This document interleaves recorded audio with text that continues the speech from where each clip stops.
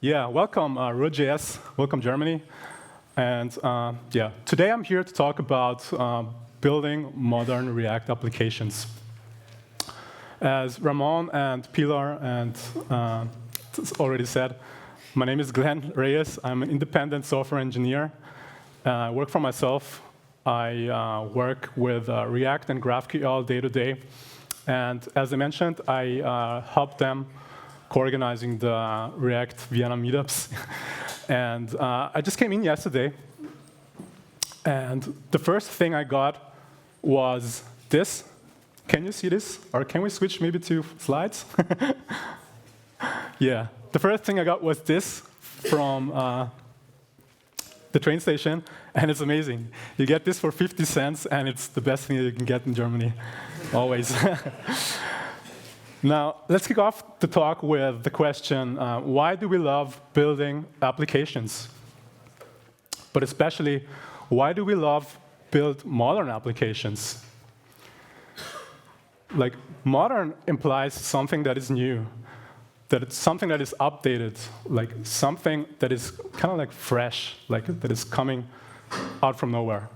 And when we create something new, it's something that brings us like joy. It's something that brings us happiness to our life. So especially when it's new, we love doing new things. It's the same thing like we get new things. So it's like we go shopping, we shop for new shoes, we shop for new shirts, and we enjoy it. And the same goes for code. We enjoy them. And especially in web development, new things are coming out every day. And they are new for a reason. When we build applications using new tools that we have never used before, they kind of like intrinsically let us step out of our comfort zone. And we learn basically from them. Building modern apps let us keep moving forward, because we're surrounded by the new tools. And thus, they let us be creative. They allow us to build great things, like new things. Now, let's take a step back and ask what modern actually means. Here's a great definition by Darren Alfred, who says, in its simplest form, the term modern implies to up-to-date, a current development, or a spirit in step with its own time. So it's a spirit in step with its own time. It's kind of like a time frame that goes along with the current time. And in tech, that's probably known for bleeding edge or cutting edge. Like all the exciting stuff that we want to use, but obviously shouldn't use now for production. So on web, the bleeding edge is a little bit interesting. So I would argue on a web, we see new libraries every day. Anything that came out yesterday is basically outdated. We could call them basically legacy code already. And it's actually stuff that is not exciting anymore, like less exciting stuff. And in this talk, I actually want to focus more on building React apps. Like, how many of you actually have used or have tried at least React? Hands up. Wow, almost everybody, except a few hands. How many of you actually have React shipped in production or running a production app? Oh, also quite a few, like half a few. That's great. So React solves many problems that we've faced in app development. And the Facebook React team has been very busy, like shipping React with new features, along with building the new Facebook app. And it's no wonder that they are constantly growing, and it keeps even better over time. Here are also interesting results of developer satisfaction from the State of JS 2018 survey. So here's a comparison of React with other great front-end frameworks. And you see here the red bar, which are developers that used it and would use it again, in contrast to the blue bars that people who have never heard about it. So here on the left, you see the one with the R is React, and there are almost 65% of people who voted here at the survey that used it and would use it again. So it's almost a third of people, which is amazing. Now, how do we actually start building a modern React app? There are tons of great starters and boilerplates to solve most of our use cases and help us to get jump-started. And we shouldn't waste our time configuring Webpack, setting up the test or developer environment, etc. Basically, we shouldn't reinvent the wheel, and there is no need to set up and configure from scratch. Create React App is a great way to start with. It's great for beginners and also for more advanced people still. And it's basically a tool like that has an opinionated configuration. And it's easy to use. It's flexible. Like you can use your own router. You can use your own theming library with it. And it has a great ecosystem around it. Many big companies adopted it and still use it in production. And it gets even better over time. It still ships with many new improvements and all that. Also Gatsby. Gatsby has been absolutely amazing. I use it also for my personal site, and I think of many others on many other people's personal sites. You'll see Gatsby. And I think we'll hear more about it tomorrow from Emma, who will talk about it.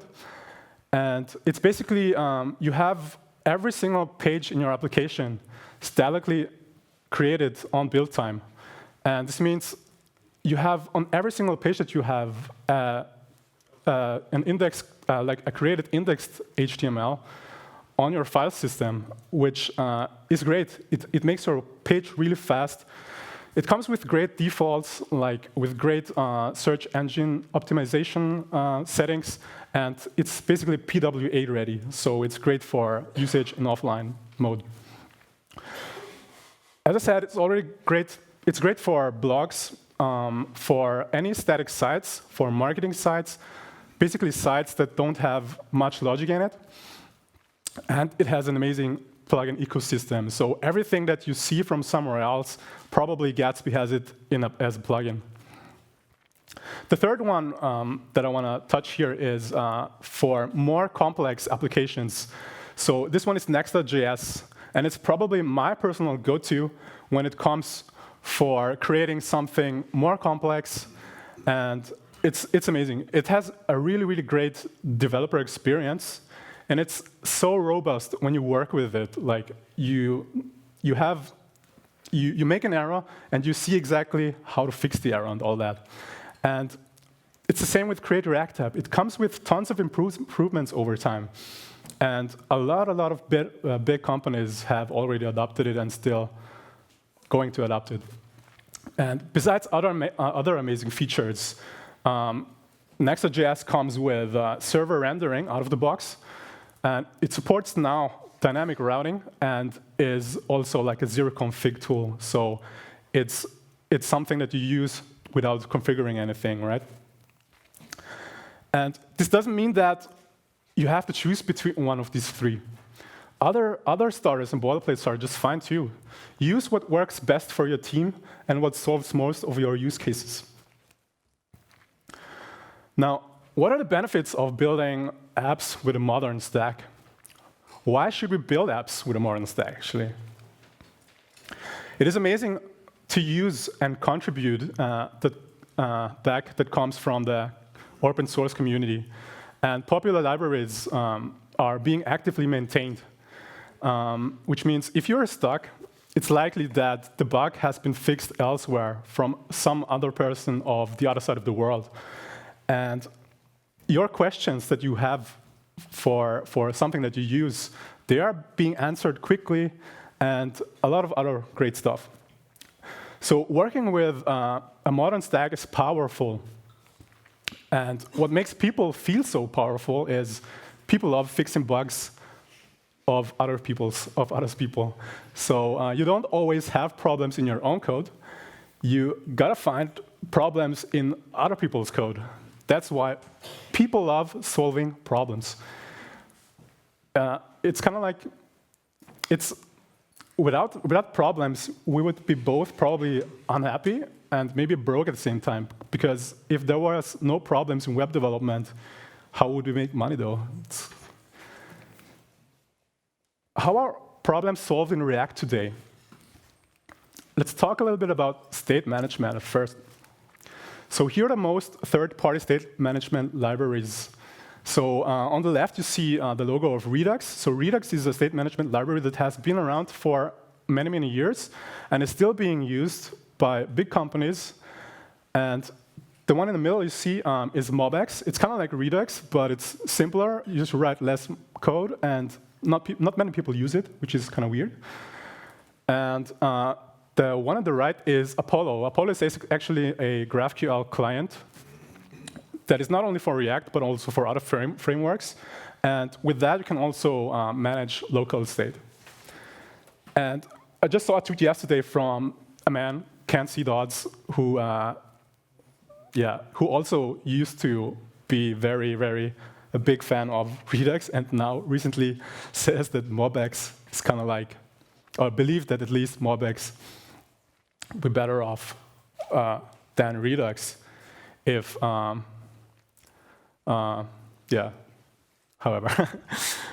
And yeah, just last year, the React team has shipped and improved its own management library with the new context API. So you don't need to depend on third-party libraries anymore. You can just use state management with React itself. So React is basically the state management library. So here's a quick look on how the context look like. You basically create a context. We create react.createContext and pass an initial state to have your dark mode state. And then you have your context provider, which you wrap around your application. And at some arbitrary point in your tree, we use the context and apply the state in our render. So here again, displayed in a diagram, we wrap the content with our context provider, with the team context.provider, and somewhere we use the context so other components are not being re-rendered if the state changes. And it's worth to mention that the context doesn't have to be like on a top level. It doesn't have to be globally accessible. We can put them anywhere, but it's recommended that to put the context as close as you need it. Now, let's talk what else is new in React. The release of hooks earlier this year was a big movement. There are basically a new addition to React version 16.8, and they let us use state and other React features without writing a class. Now, here's a quick look. React.useState, which gives you a state and the setter, like with the set state that we already know. And we just simply use it as we have used it before in the class with set count of our setter and the count as our state. And that's pretty interesting. Previously, we heard like stateless components, which is not common anymore. So we call them just simply function components, as they may contain state. And the same goes with stateful components. So they used to be always like the ones with the class, but they're now just simply class components. And as we have almost everything, like states, lifecycle methods for function components, what happens to class components now? Are they going to still be a thing? And yes, they will still stick around. There is no plans to deprecate it. So also there are still valid use cases for them, like error boundaries, like the component did catch, lifecycle hook. So use hooks for new components and see if it helps, if the team is fine with it. And don't write your entire application. Keep existing class components as they are. Rewrite them if it makes sense, right? The other big thing is React Suspense. What is Suspense? it's kind of like, to me, it was difficult to understand. And so Suspense lets basically the component wait for something before rendering. And today, it only supports components that can dynamically load other components, also called like code splitting with the React.lazy API. And in the future, it will support other use cases like fetching data and render something concurrently, which is kind of like hard to understand. But basically, it doesn't change the way how you write React. So the general idea is to allow components to suspend their render if they need extra data. If there is extra data loaded from external sources. So once all the information is there, React will try to render the component. So here's how to use Suspense with code splitting. So Suspense, you have the Suspense wrapper, and you pass them a fallback prop with the loading indicator. And while the heavy component is being loaded, you might eventually see the fallback element at a certain holistic threshold. And there are tons of other new React features, like fragments, which allows you to write more semantic HTML in JSX, so no more wasteful div wrappers anymore. React.memo for memoization that allows you saving extra re-renders. Portals to render something that is outside of the node, like outside of the React node. And Profile API for measuring performance. DevTools has been renewed. And also error boundaries for better displaying errors on your React app. Now let's take a quick look into some common patterns that we've seen over time. So here's higher order component. Higher order component. What are higher order components? So basically, it is a function that takes a component which returns a new component. This allows us to give a component or to decorate it with new props inside of it, like adding new state inside of it. The other one is render props.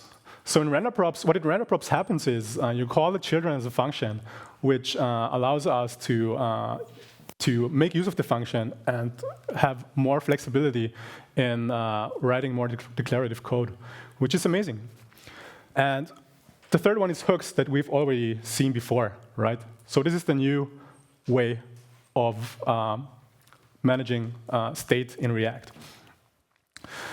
How do we fetch data in React? Here's an example of a class component utilizing the component did mount lifecycle hook. So here, what we do is we set the state, we set the loading state, and then we make an API request. And if we got a data, we set the data state, and if we got an error, we set the error to state. This is how you do it now with React hooks. So for the hooks, you have the useState hook, where you basically have all your state. And then you have the use effect, which will run every time, or which supposed to run every time there is an update in the function, unless you have defined it under the dependencies down below. So in this case, this will run only once. So we will do, again, an API request and set the states as accordingly. And what about data fetching with Suspense? So I didn't want to show you an example here because the example we're changing every week, every time. So basically, this is a work in progress, and it's coming, how you want to fetch data with using the Suspense API. Let's talk about systems, like the things that gives us more robustness and consistency. And more specifically, type systems. Why would I need a type system? By writing types, like type safetiness and getting this more robustness, we allows us to gives us more confidence, like working with the code, and more awareness. And there's also the cool benefit of type system that gives us auto-suggestions. So there is less to think about when we write code. And it basically suggests us what types are actually available of something as we type. And there is no more prop types needed anymore. So there is no more runtime types, which reduces also the bundle size overall. And there are two major type systems in open source, which are well adopted. The one on the left is TypeScript, which is coming from Microsoft, and the one on the right is Flow, which is created by Facebook. And TypeScript is more popular in the open source community, and it still keeps growing. And my personal preference is I would start adding it for just more awareness of typings and for more confidence. The second one is design systems. Design systems are quite fundamental when it comes to consistency in UIs and components. So they are not only important for consistency, but also saves us time and work for creating new user interfaces over and over again. Style guides helps us to document common user interface components that are used across the company. Like living style guides are great. So it's great to have everything documented, like every single UI component. And they're both for working on a single component and also amazing for just trying them out, showing some examples, and showing them on all different kinds of variants and states possible, right? And when we build a design system, you want also to make sure that we have like a sizing scales for fonts, for spaces, for media breakpoints, and we want to add like theming constraints to contribute to a consistent UI. This is an example of style system for style components to show you how it looks like. So here on the left, you see like our scales, like our font sizes, what font size is available in our design system, what kinds of spaces are available, which fonts, which button variants. And on the right, here's a way on how to use them. So you pass variant and say, hey, I use the primary variant, and MR for margin right. Number 2, this doesn't mean this is 2 pixel, but it does mean this is the third one in our scale because we start from 0. So this is 8 pixel, right? So you don't use the actual pixel, which leads to inconsistency, but you use the one from the scale. Basically the idea here.